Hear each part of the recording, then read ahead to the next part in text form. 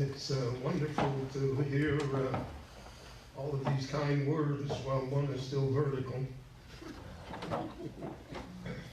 But part of the task of knowing oneself is the ability to ignore what others say about them.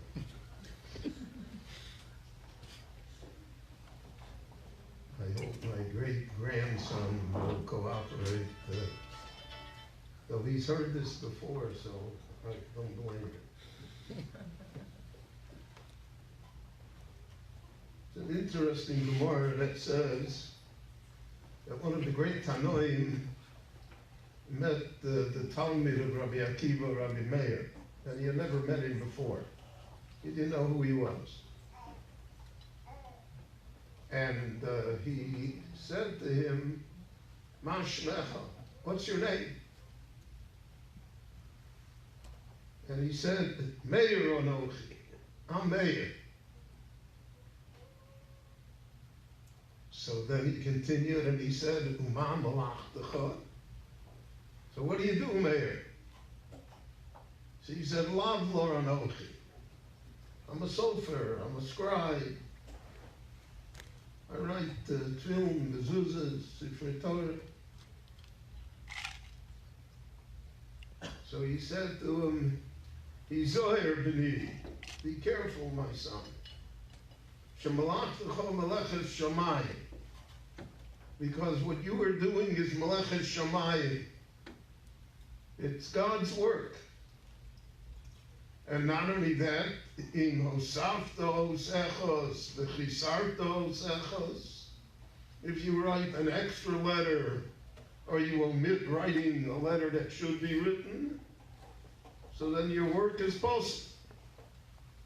So Izoyer b'ni, be careful. So before you look at this Gemara, and there are many strange things about it. Ma shmecha, what's your name? Meir. So then why didn't he ask him, are you from Lakewood or Yerushalayim? Who'd you learn by? What are you? What's your pedigree? Meir, by the way, according to the Gemara, is descended from Gerrit. The Lord has unusual people always that he works through. He does not follow our game plan. That's why life is so confusing, and that's why we are sometimes so troubled. Because how could this happen? How could it be? This wasn't supposed to be in this way, as though we know the way. So he said to him, Ma malachtecha. That's what he said to him. He didn't ask him anything else about himself. He said, what do you do? What's your malacha? And he answered him, I'm a sofer. And then he told him, Yizoyer b'nei, be careful. Shemalachtecha melechet shamayim. So why did he say Malachtecha melechet shamayim? He should have been enough to say, Yizoyer b'nei, be careful. She mosafto sechos, v'chasarto sechos. If you added a letter, you detracted a letter, so then we're in trouble. So there's a concept that malachtecha melechet shamayim. That what a person does is the work of heaven. It's not his work alone. It's melechet shamayim. And that's what makes it so delicate. That's what makes it so meaningful. That's why it has so many unknown consequences. Because it's melechet shamayim. I know a person that works with very troubled children that have gone off the rails. He's a great Hasidic Rebbe. And he told me about a matter that I spoke to him about. He said, something happened in school. Had to happen in school. So I said, can you blame the teachers for what happens? He said, no, not the teachers. It's the system, it's the school.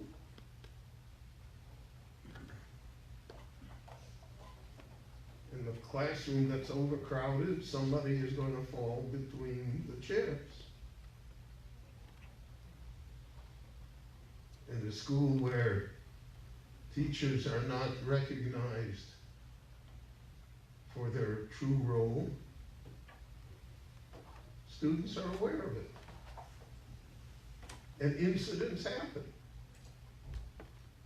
And he said, the Yetzer Hara always operates on incidents. So he said, it's Mlechet Shamayim. Hizoyer b'nei, be careful. You're dealing with nuclear radiation. You know, you go to a dentist's office, he's taking an x-ray on your tooth, but he runs out of the room while the x-ray is happening. Because it's his oyer b'nei. Be careful. So I searched for an idea of what it means, Malachtecha Melechet Shamayim. So the simple explanation would be, because teaching Torah, that's God's, your Rebbeinu Shalom says he's a Melamed Torah Lamo Yisrael. So that's the Melechet Shamayim. But I think there's a broader interpretation that applies to every student, to every child, really to every human being. In the Torah we read that there was a man by the name of Chinuch. Chinuch was a great pious tzaddik. He was such a pious tzaddik as Elohim Yisalech Chinuch. Chinuch went after God, Einenu. The world couldn't hold him anymore. He's one of those that ascended to heaven without tasting the Malach HaMos. So the Gemara asks, so what did Chinuch do? What shtibel did he have? What chassidus was he the head of? What yeshiva did he have? We only know, we don't have the yeshiva Shem Va'ever, we know about who's Chinuch? So the Medrash says, remarkable Medrash, Chinuch Tofer Manoli Moya. He sewed shoes. He was a shoemaker. Now called Tfira, every stitch that he put into the shoe,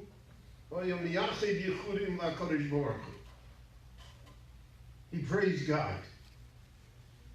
So the simple explanation, when you look at that medrash at first, is that probably he was a shoemaker, and he sat in the back, and he said Tehillim all day.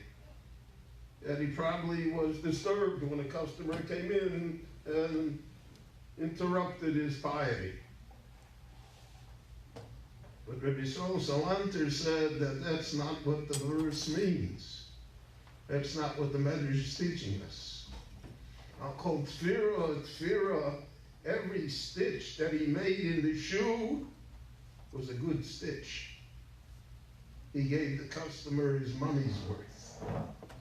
He sold quality. He didn't compromise. And that's Niyachid Yechudim LaKodesh Baruch Hu. And that's the praise of God. Because God gave us a world with every stitch perfect. He didn't compromise in this world. So that is what a teacher is. That's Melechet Shamayim. Not only does the teacher have to give the best that he or she can do,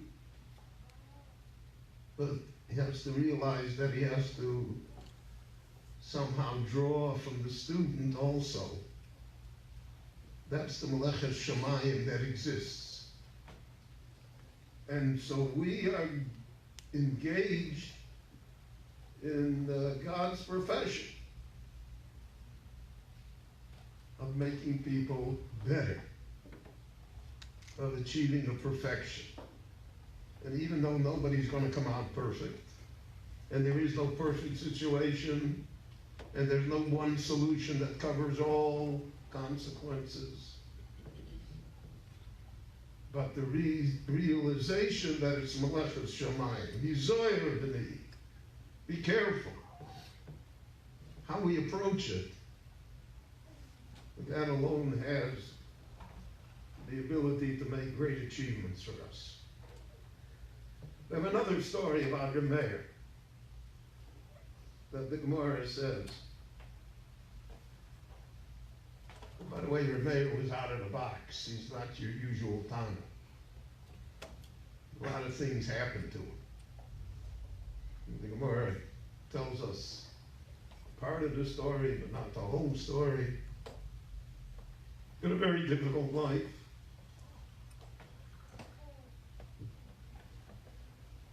The Gemara says that once Rabbeinu HaKodesh, Rabbi Yehuda Anossi, who was the editor of the Mishnah, was asked, how come you were the editor of the Mishnah? Why, he took it upon himself. It's a time to do for God. I'm going to do, until now, Dvarim Shabal Peh, Einem Rashoyim Lichtov. You can't write down the Shabal Peh, and he wrote it down. And he saved the Jewish people. Where we would be without the Mishnah, without the Talmud. So they asked him, how come you? What makes you so great? So he answered them. He said, Pam achas ro'isi es Rabbi Meir me'achorov. I once saw the back of Rabbi Meir. Ilu ro'isi befonov. If I would have seen him head on, ro'isi machadei tfei, I would be greater. But at least I saw the back of Rabbi Meir. And if you saw the back of Rabbi Meir, so then you undertook to save the Jewish people. I say that in all modesty about myself. I saw the back of Rabbi Meir. All of my teachers in the yeshiva were Lithuanian Rabbonim. Some of them survivors. So I still saw what it looked like. What they went through, I mean, I look back at it, I mean, not one good moment in their lives. And they came every day with a sense of humor, with a sense of kindness, to teach American guys that wanted to go to the ball game and not the chazer to shir. They didn't speak English. They weren't relevant to us. They created us. So that when people asked me who I wanted to be, so I wanted to be Rabbi Kaplan, I wanted to be Rabbi Rogoff, I wanted to be Rabbi, that's who I wanted to be. Simply by their being there, by seeing what a sensitive human being is. Rabbi Rogoff, Zeichet Tzaddik L'Vrocha, who was my 10th and 11th grade Rebbe. Then you stayed in the Har Yeshiva in Chicago, you stayed at least 2 years, 2.5 years by every Rebbe. Because then the second year was worth 3 years. Today, well, I don't want to hide, it's none of my business.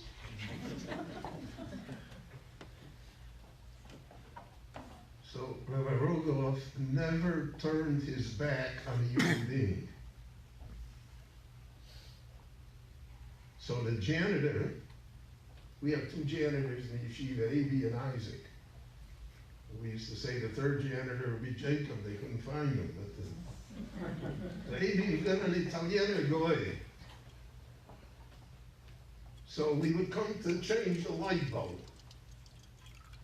So Rabbi Rogoff would open the door for him and watch him change the light bulb, and then walk into the door and never turn his back on him. And when Rabbi Rogoff had to reprimand you, so he would take you into the cloakroom so nobody else could see. And he would say, he didn't say anything. He used to say, it's a nit shame. It's not nice. That's all. And nobody ever wanted to hurt Rabbi Rogoff, so therefore it worked. I remember one July 4th, I was 16, I think, 15. I was an avid baseball fan then. As I must admit, I still am interested today. That's a lecture for which you did not pay. So the New York Yankees were in town to play the Chicago White Sox, a doubleheader, 50 cents to sit in the bleachers. And we were all going, all the Talmidei Chachamim, the Rosh Keilah, the Rosh Yeshiva, the Rabbonim, we were all going to the game. Rabbi Rogoff doesn't know July 4th. No one ever told him. So on July 3rd, we were going to get the courage to tell him, Rebbe, tomorrow there's no shiur. It's July 4th, it's American Independence Day. We didn't tell him the part about the ball game, we made it patriotic. But nobody had the nerves to tell him. No one had the nerves to tell him, and we all showed up for the shiur. And it was a turning, so you asked, when was there a turning point? That was a turning point in my life. I couldn't hurt the Rebbe, so I saw the baseball game in perspective for the first time. The baseball game versus the honor of the Rebbe. And the honor of the Rebbe represents the Torah, and that was Melech Shamayim, so how could I do it? Now, I'm sure that if the Rebbe would have known and would have, other people would have told us a lecture about baseball. Shtuyot. Bittul Torah. Would have bounced off of us like a rubber ball. But to hurt Rabbi Rogoff, how could that be? That was not within us. Oh, that's Roisius Remeir Me'achorov. We once saw people. Mendel Kaplan used to come into the shiur. He made a deal with us. We were 9th grade. Every day, we would bring in a Chicago Tribune. And we would help him learn English by reading certain articles in the Tribune. And then his deal was, he said, I'll teach you how to read a newspaper. And he taught us about fake news long before Trump. We saw the world differently. So again, my father, who respected him and understood him, said, I remember I overheard him say it to my mother, that if he would make us sit down and learn 10 minutes Mesilas Yesharim, it wouldn't do it. But reading the newspaper did it.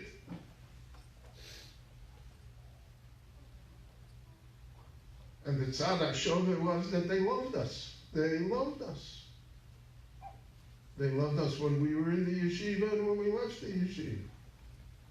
They loved us no matter what we did. Not all of us became great Talmidei Chachamim.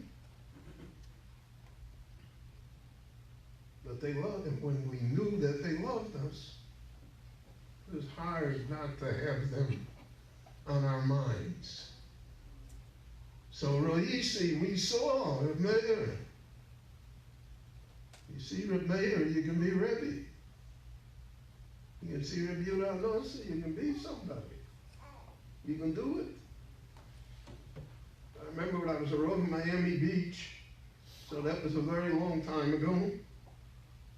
I didn't have a black suit, I didn't have a beard. I walked around in short sleeves, just the way Rabbanim are supposed to walk around. I taught the 11th grade in the Miami Masifta then. They didn't have money to pay for an 11th grade Rebbe. I had a job in the shul, so I said, I'll teach. I taught for a number of years. And naturally, the Balabatim objected, because that's their job. Mama bin a balabos. Think about it, that's why they called that. They own the house. So they objected that, you know, we're paying your salary and you're teaching Torah somewhere else. Chutzpah. So I devised a scheme. Between my shul and the Masifta building, there was a public golf course in Miami Beach. It's still there. So I told them, and so to go from one place to the other, I used to walk across the public golf course because it was a shortcut. So I told my secretary, if anybody asks where the rabbi is, say he's on the golf course. No one will object. Oh, he's on the golf course, that's our rabbi. Don't tell him I went to teach Torah.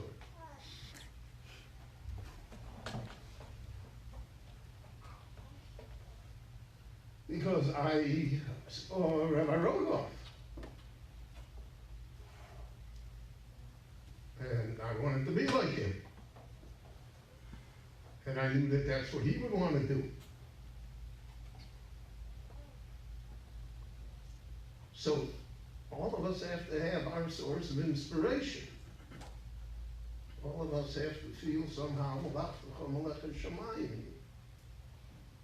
We're doing a good job. Every stitch is perfect. Not every pair of shoes is going to be bought. And not everyone is going to appreciate the shoes. And there may even be those that return them. But I did mine. More than that I can't do. More than that they won't ask me to do. And that spirit is what rebuilt the Jewish people in our time. It's what made possible all of the Chinuch institutions which exist. It made Houston possible. Because people care, people sacrificed. People didn't listen to what the experts said.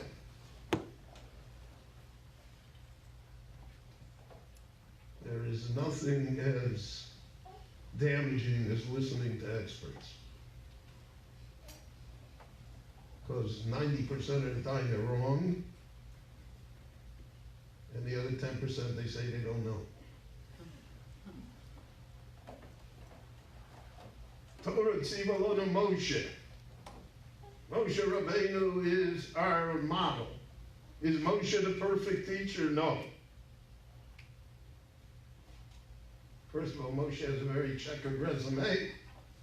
Who would ever hire him? He's a murderer. He fights with the shepherds to protect women, strange women. What's he doing with them? He's got hallucinations. He sees burning bushes. What is with it? And the Rambam says he has a temper. Vayiktzov Moshe. So why does the Torah tell us all of that? I mean, if the Torah was really frum, then it wouldn't say any of this. It would say he was 5 years old in knew Shas and never sinned in his life. He was the greatest of all people, you know, great, done. Then Art Scroll could publish the book. The Torah tells us all. What is the Torah telling us? And what did the Torah tell us the story of David HaMelech? How about that one? Or how about Shimshon HaGibor? Or everybody else that appears there? And if the Tanakh isn't enough, then the Gemara takes care of them. What's the purpose? Because in the Torah it says, Sefer Toldos Odom. This is the book about human beings. And human beings are frail. They have faults. They have weaknesses. And nevertheless, they can be great.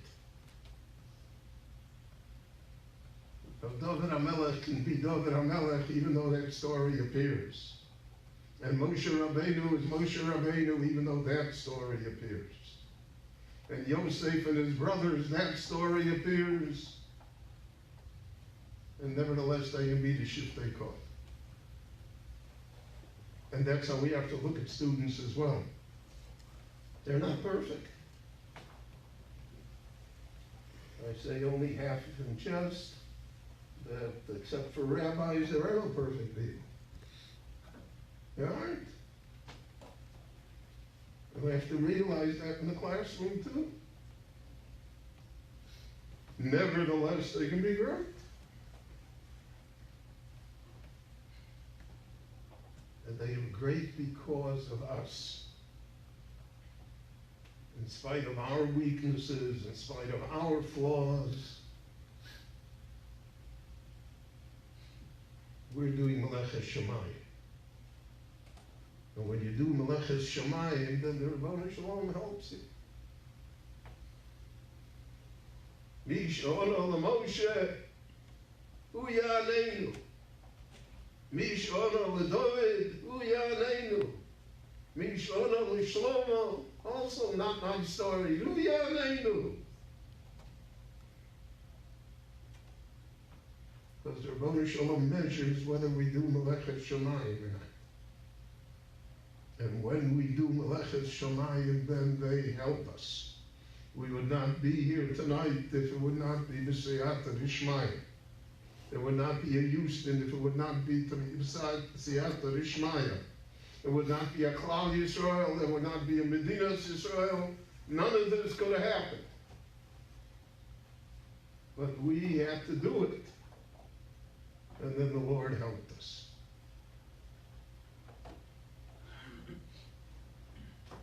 Rabbi Christ used to say in the name of the Chazon Ish, I remember he said it in the class here many, many times. He said first, the Chazon Ish said, first you have to expend all of your talents. Then heaven will kick in. Until the time that you have used up all of yours, heaven is still an observer and not a participant. So that's our challenge. And it's a difficult time now. Let no one tell you differently. Terrible time. Far more difficult than when I grew up in America.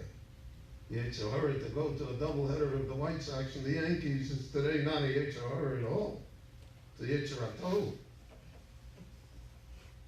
What goes on today, what society is, things happen, you can't even speak about it. If you do, you're a misogynist, you're whatever words they can invent for you. All anti-Torah. All against Jewish values and tradition. And we have to hold on and be firm and be the contrarians in the world and be the ones, as the Jewish people have always been, that says, no, that's not it. We said it's not it to Christianity, it's not it to Islam, it's not it to the Enlightenment, it's not it to secularism, it's not it to our world either.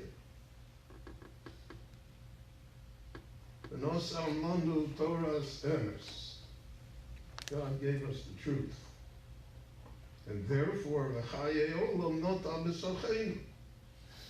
We have eternal life. To communicate that. That's Meleches Shemayim. So I want to bless each and every one of you with the blessing of an old man, but to accept it, that you should be matzliach in everything that you do, and that the Lord should bless your families and your community, and that we'll be zocha together to hear good news from each other, and be zocha to Nechama Sion, Nevinya, and Yerushalayim. Amen. Thank you.